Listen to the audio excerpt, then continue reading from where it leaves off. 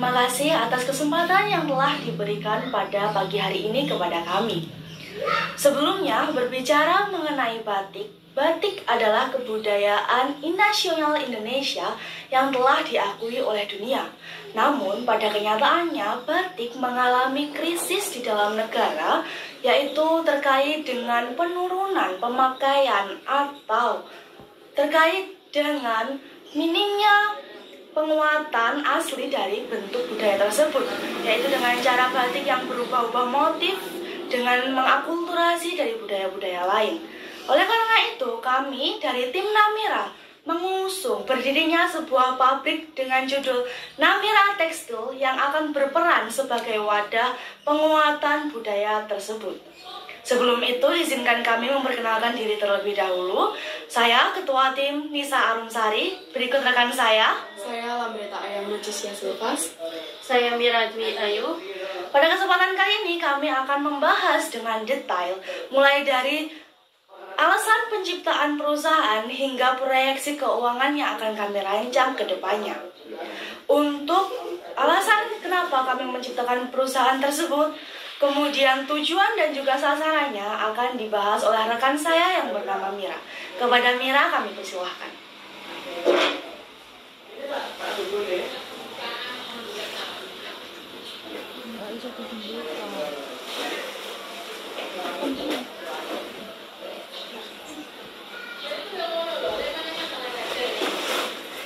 Namira Tekstil adalah merupakan perusahaan yang bergerak di bidang manufaktur, yaitu pembuatan kain batik dan tenun di Indonesia. Kenapa kita memilih Namira Tekstil? Karena di Indonesia ini mendapatkan isu krisis pengakuan batik yang asli Indonesia. Oleh karena itu, Namira Tekstil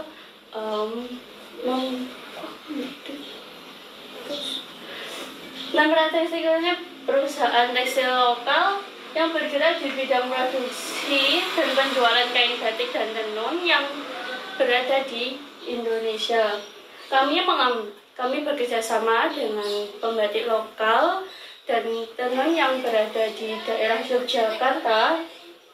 Lalu kita mengusung konsep modern heritage, yaitu menggabungkan keindahan tradisi dengan seutuhan desain kekinian untuk pasar lokal maupun global. Selanjutnya, tujuan Namira Tekstil ini untuk melestarikan budaya lokal melalui kain batik dan tenun. Yang kedua, menjawab kebutuhan pasar akan produk teknik berkualitas tinggi. Selanjutnya, membuka peluang kerja di sektor industri kreatif dan UMKM. Yang terakhir, mendorong kemandirian ekonomi masyarakat daerah penghasil batik dan tenun yang berada di daerah Yogyakarta. Oke, selanjutnya di bagian sasaran, Namira Tekstil memiliki sasaran target pasar yang cukup luas. Tetapi dari mungkin kemungkinan beberapa hal yang kami telah bahas, yaitu ada beberapa segmentasi yang masih diperhatikan, yaitu para pekerja yang mungkin sekarang di Indonesia setiap hari Jumat memakai batik. Dan untuk sasaran target pasar yang kami tentukan yaitu di usia pekerja 25-50 tahun dan dengan pekerja PNS, pegawai swasta, pengusaha, pengrajin desainer, dan pecinta fashion. Dan untuk status sosialnya yaitu menengah ke atas, karena produk tradisional ini sangat premium dan bernilai budaya sangat tinggi. Untuk lokasinya, kami memilih di dua lokasi, dengan lokasi yang pertama pabriknya dan lokasi yang kedua adalah butiknya. Kami memilih Yogyakarta sebagai lokasinya karena Yogyakarta dikenal sebagai pusat kebudayaan, dan kami juga memperhatikan yaitu Yogyakarta sebagai tempat wisatawan, khususnya dari luar negeri juga, yang mungkin kebanyakan saat ini para WNA banyak yang memakai batik sebagai pakaian sehari-hari saat berwisata di Yogyakarta. Jenis produk yang kami produksi yaitu ada batik dan tenun. Dan untuk batiknya kami yaitu memilih batik tulis klasik, batik cap modern, batik kombinasi tulis dan cap.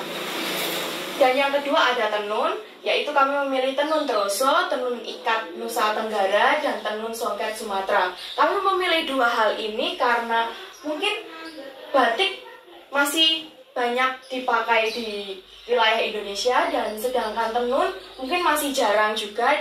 Jadi kami memilih dua produk ini untuk kami kembangkan ke depannya.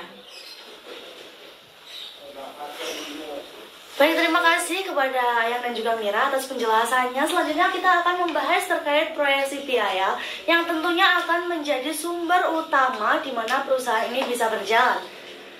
Dari seluruh riset, kami menghasilkan bahwa HPP per produk dari atau gulungan tiap kain batik dan juga tenun menghasilkan HPP dalam angka 88.000 per meternya. Kemudian harga jualnya, kami berencana menjual produk ini dalam range 100.000 hingga 1 juta sesuai dengan motifnya. Namun kami memperoleh rata-rata harga jual di angka 300.000. Kemudian setelah dihitung kami mendapatkan margin produk per bulannya adalah pada angka 212.000 dengan target penjualan 600 pieces atau 600 meter per bulannya.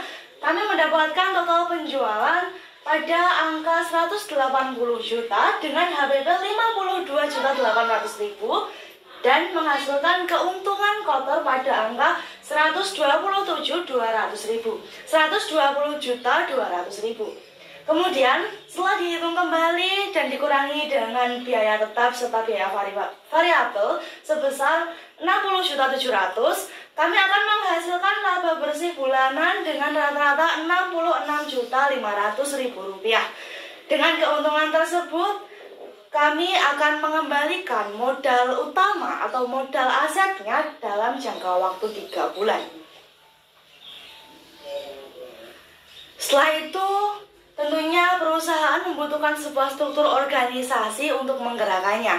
Berikut struktur organisasi pada perusahaan Namira Tekstil.